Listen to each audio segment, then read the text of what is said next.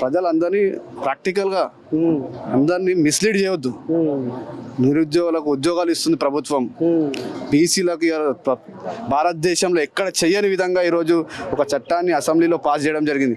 మీకు దమ్ము ధైర్యం ఉంటే బీజేపీ వాళ్ళతో కొట్లాడు, బీసీ బిల్ పాస్ చేపి పార్లమెంట్లో. మరి బీసీ బిల్లులో మీరు ముస్లింలను బీసీ జాబితా పెట్టినట్టుగా ముస్లింలను తీసే ఉంటారు వాళ్ళకు వచ్చే రిజర్వేషన్ వాళ్ళకు ఉంది. అల్లనే వాళ్ళు కూడా ముస్లింలలో కూడా బీసీ కేటగరైజేషన్లో ఉన్నారు. వాళ్ళకు రావాల్సిన వాట వాళ్ళకు వస్తుంది. ఇవన్నీ పిచ్చి పిచ్చి మాటలు కాదు. మీకు దమ్ము ఉంటే నాడు అందరం కలిసి కొట్లాడదాం.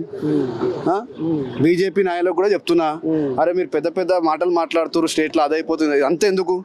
మీకు నిజంగా కూడా బీసీల మీద ప్రేమ ఉంటే నరేంద్ర మోడీ తనకు అందరం కలిసి పోదాం, పార్లమెంట్లో పోరాటం చేద్దాం, బిల్ని అప్రూవల్ చేసి తీసుకొద్దాం. సరే, ఒక్క మాట, ఇప్పుడు ఈ ధరణి దందా అని బీఆర్ఎస్ కోళ్ళాగలు ధరణి దందా పేరు మీద ఒక్క మాటే, ధరణి దందా పేరు మీద విస్తీర్ణంలో సర్వే నెంబర్లలో అందులో ఇంట్లో మొత్తం తప్పులైనవి, ధరణిని మొత్తం బంగాళాఖాతంలో కలుపుతామని మీరు అప్పుడు అన్నారు, అంతేనా?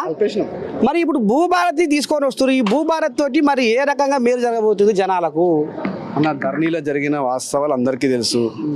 ధరణి అడ్డం పెట్టి వీళ్ళ కుటుంబం మొత్తం పేదవాళ్ళ భూమిలను దోచుకుంది. ఈరోజు మా ప్రభుత్వం వచ్చి దాన్ని రెక్టిఫై చేసి